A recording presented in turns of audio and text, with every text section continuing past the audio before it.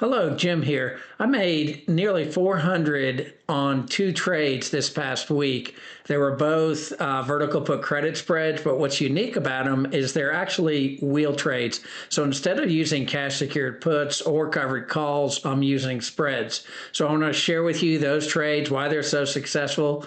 Also, I only needed $1,700 of required capital to make them work. So I'll share with you details about the two companies. I really like them. They're two companies I do want to own long term. I'll go over what I shared with my membership, what the actual posting for those two trades were. And then finally, we'll take a look. Is it still a good possibility or a good choice to make these trades maybe this coming up week? So stay tuned. I think it's going to be well worth your while.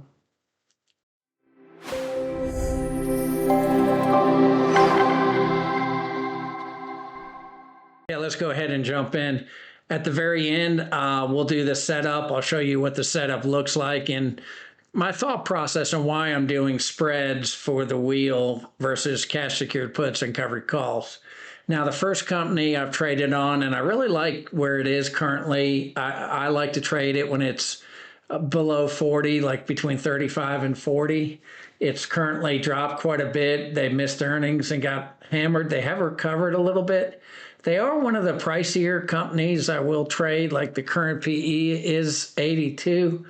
But they are a good company. They do have some substantial growth prospects. So profitability looks good. They've got 28, 21 or 28% for return on common equity, return on total capital, 7%. They have some pretty good cash from operations. So profitability looks good. Growth is pretty substantial. Revenue growth, almost 78% on a yearly basis.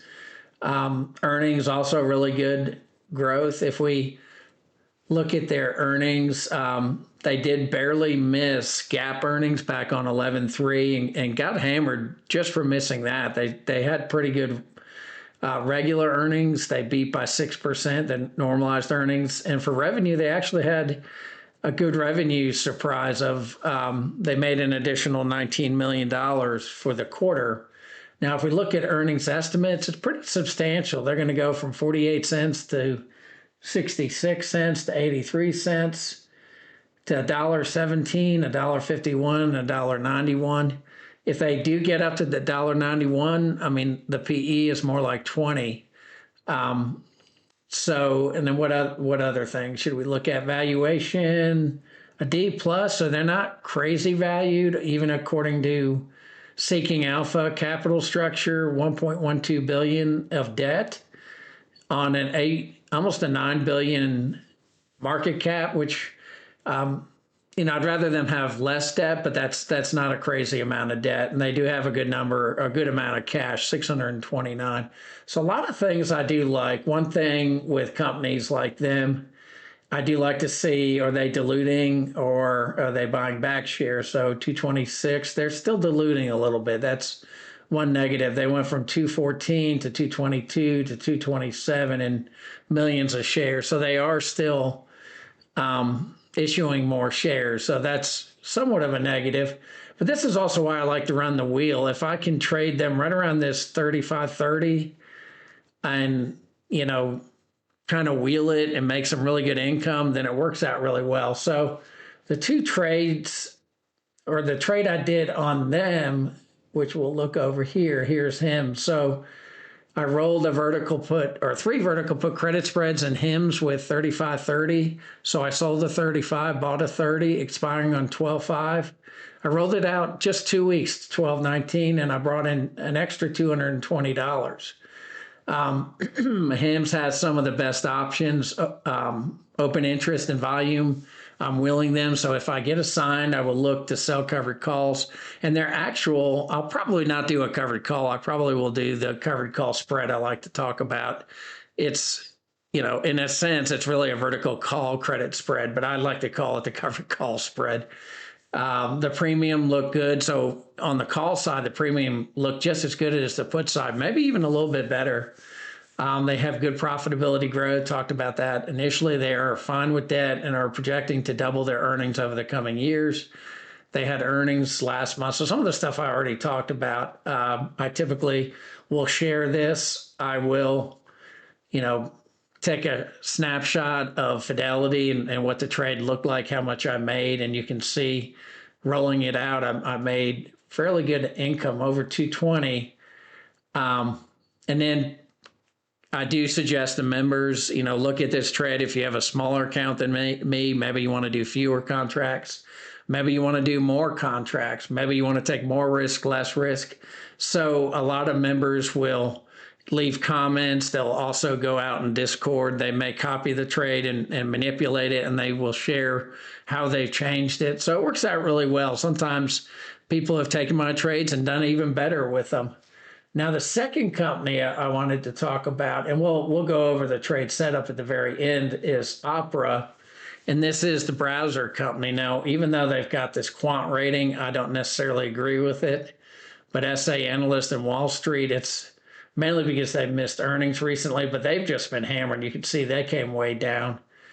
They have a relatively low PE. Like we just looked at HIMS, and it was, 88? Their PE is 11. They've been around a long time. What's also interesting is they pay a dividend. So their dividend rate is 80 cents, which is nearly a 6% dividend. Now, profitability is B minus, not quite as good as HIMS, but fairly good. Would like to see a little bit more cash from operations. 135, almost 136,000 cash from per employee. Return on a common equity is almost 9. Return on total assets, 7. Growth, not bad growth, even though they're showing a C minus. You can see revenue growth is pretty good. It looks like earnings per share may be not quite as good, but valuation A, you rarely see a valuation like this. And then again, dividends, even though they're showing dividend safety, I think they're fairly safe. So if we look at, so they're paying 80 cents, and I believe it's, we can see the yield. But we can see earnings, they did miss by 1 cent for both. So 1 cent for normalized actual and 1 cent for GAAP. But they did beat in revenue. Now, if we look at their earnings estimates, so $1.22, but they're a fairly small company. I don't think they have many people, but they're growing too. $1.22, the next year $1.47, $1.70, $1.82, then a $2.07, then $2.33. So almost doubling between now and 2030. And again, for a company that pays nearly a 6% dividend, or a little bit shy of a 6% dividend. Financials, let's see if they're also issuing shares. I don't think so. They've been around a lot longer. So yeah, they've got 80. Looks like they're just moving around a little bit. 88.5, 80, 89.6, 89.8. So it looks like they sold. They bought some back, and then they, issued some more, but they did a major buyback from 115 to 80 back in 22. So they're not really issuing, probably for some compensation, they're issuing a little bit more shares, but they definitely were doing a major buyback earlier, like in 21, 22, which is okay. That's what I want to see. So just a good company, inexpensive, beaten down. Do I mind owning them? No, I wouldn't mind that dividend. And if I can roll them and make some pretty good income, then that's perfectly fine too. Now, let's look over here with the trade on them. So I sold 4 OPRA vertical put credit spreads with strikes of 12.50 and 11. So $1.50 spread, which is probably my thinnest spread ever, expiring on 1/16/26. So I did go a little farther out. The premiums were 172.80, and the annualized return was over 321%. So OPRA Limited has been on the watch list, my watch list, for a long time. I decided to make a very thin spread, not thing spread, but thin spread trade on them, and I was surprised when it went through. I again ended up doing a partial. Now, one thing Fidelity does, it does a lot of partial trades, so I had I think do 2 or 3 partial trades to get this to go through. They have good profitability, little debt, fairly good growth. They have been beaten down recently. SA has an A for their valuation. The crazy thing is they even pay a dividend, which has an annual yield of 5.87. And they've even been buying back shares. So, yeah, so you can see I ended up having to do 3 trades, 3 partial trades. So it worked out really well. And, for that thin of a spread, if we actually look at the 2 trades, here's HIMS, here's OPRA.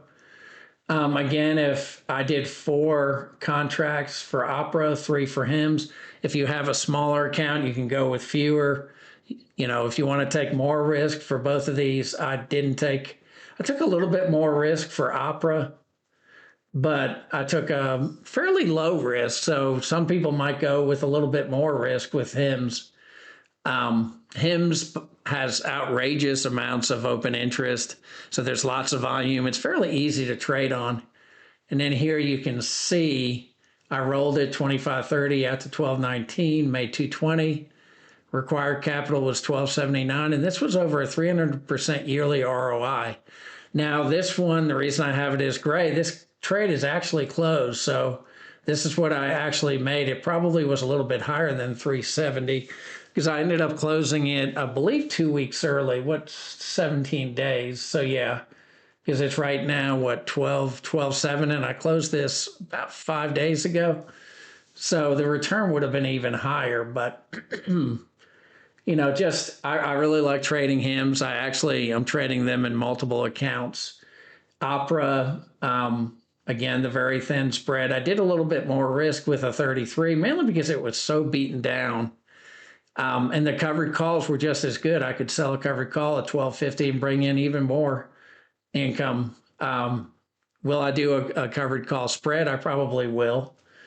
If they get assigned to me. They may not. They've gone up a bit since I made this trade.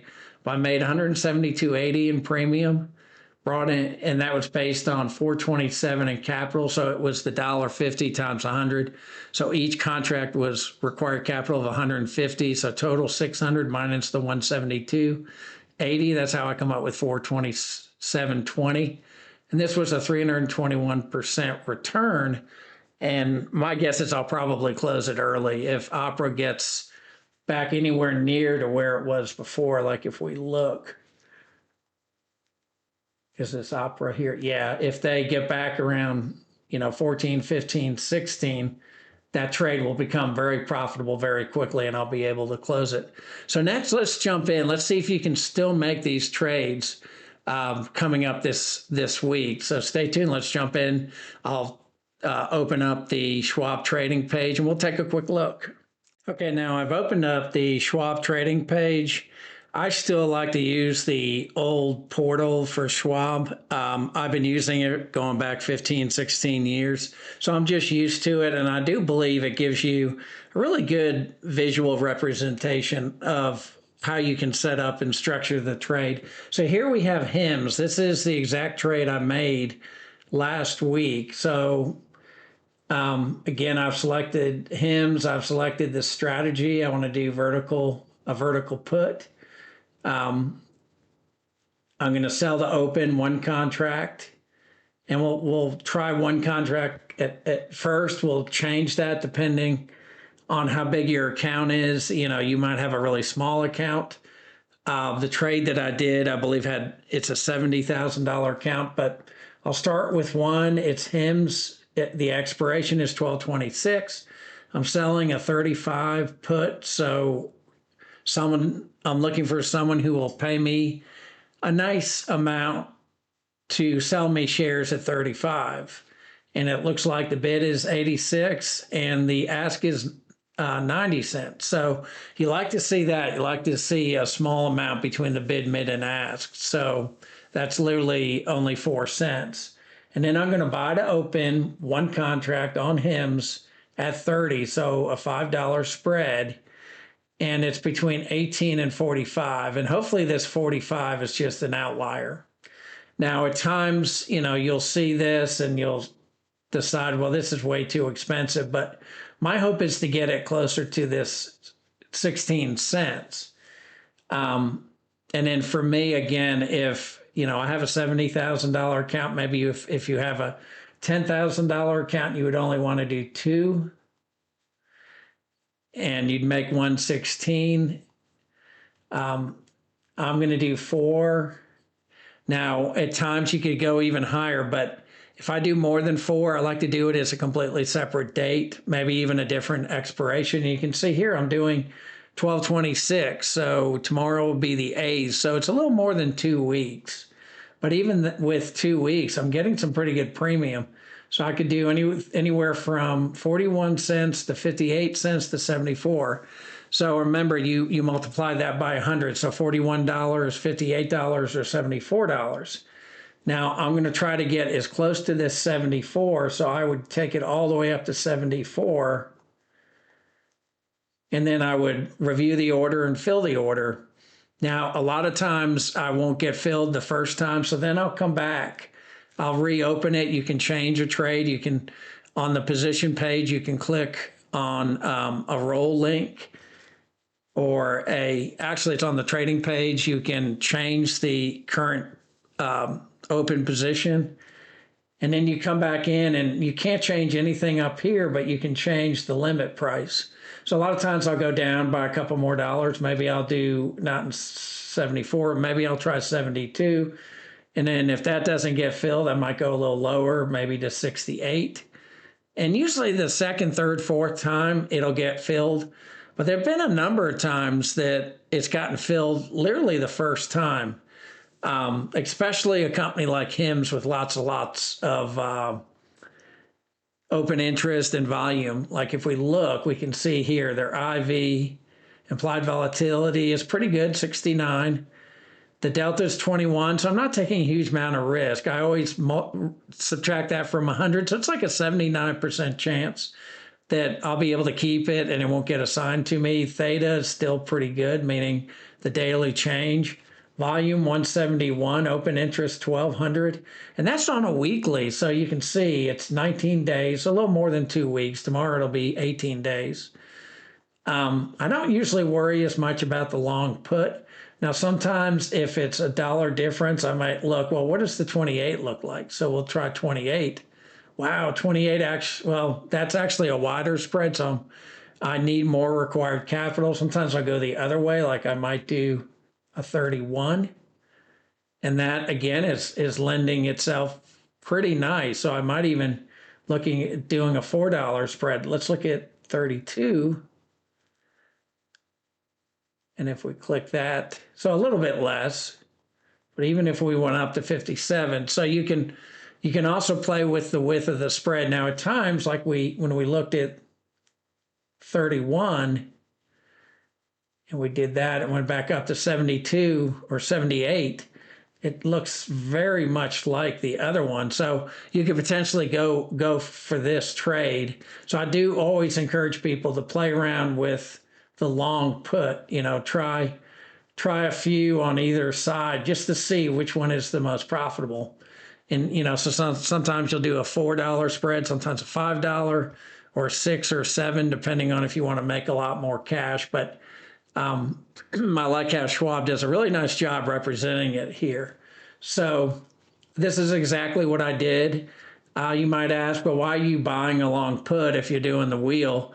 I believe the market's still really high and we may get a major correction, or, even in November, I think we dropped at 1.5 or 6%. By having this long put, if it drops significantly, this 31 becomes a lot more. So if there's a big move, it limits your downside. It also you can sell that long put and convert the whole trade into a cash secured put if you wanted to. You just add another leg. So this is what that would look like. So you would say sell to open, and in a way I'm converting this to a cash secured put. I go out another month and you can see I can make more, but I can even go lower. I might say 29. And you can see I still have some pretty good premium. I could go a little lower.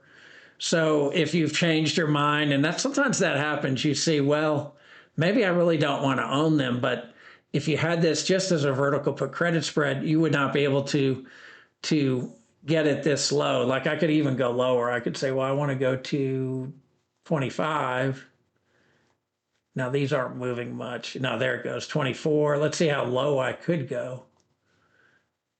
And it actually jumped that time. So at 22, sometimes you'll find that. Sometimes it may make sense to roll all the way down to 22. So it just gives you more choices to do it as a spread. Then you can, like I'm doing here. And the beauty of it is you're selling that, you're selling here, you're buying here, you're selling here. So I'm bringing in, just more premium just by the nature of, selling to open, well, selling to close and then selling to open. So it just gives you a lot more flexibility to potentially go a lot lower if you need to. And you might not think you ever need to, but again, a major downturn, even April, this came in really handy. I did this with AMD, I did this with Dell, I did it with a number of different companies. Next, let's look at OPRA. And here you can see the numbers are a little bit more difficult. OPRA was a little bit unique. So I did this 1250, 11, and I thought, well, let me see, the most I could get for selling to open is 50, and I might have to spend $10. So that's what I would want. And this is how I structured it. I did net credit, 40 cents, and I did review order, and then I was shocked. It actually went through. And, and you saw a minute ago, I made 178. So I think this was more like 44 cents or 45 cents. It has gone up a little bit. And again, here you can mess around. You could say, well, let me see what the 10 looks like. So it looks like the 10 might be a little bit better. You could go way down like the 6. You can see a lot of people buying puts with them. But if you can do a really thin spread, then I do encourage it, because if it moves, this $11 put's going to be worth a lot more. So say OPRA drops, $1 or $2, this $11 put's going to be worth quite a bit. It's really, the chance of it dropping majorly is pretty. I mean, it can drop majorly, but I'm limited with what my loss would be if we come down and we look at trade probability. So my max loss is 760, and this is with 4 contracts. If you had a really small account, then your max loss is 190, and you can see probability of expiring below 1380. And, so you can look at this too. I don't use this quite as much, but you get the idea. So I encourage you, sometimes the numbers can look really bad, but just always keep track, because if with what you want to sell, you want as high an ask as you can get. Whatever you're buying, you want it as low as possible. So when I made this trade, I saw, well, I have 40 cents. I can potentially use that. And, if it gets assigned to me, it drops majorly, I'll sell this put. It'll lower my cost basis, and then I could sell a call for even cheaper. So let's say, my cost basis, when everything's said and done, it's like 1150. Well, then maybe I could do a 1250 call. And you can see the calls are even better. Maybe I would want to do a 14. Yeah, so it drops off majorly. So I could do a 1250, but I would have made $40 or $50 on one end and then 120 on the other end, because this is just for one contract for 4 contracts. You can see it's a lot more.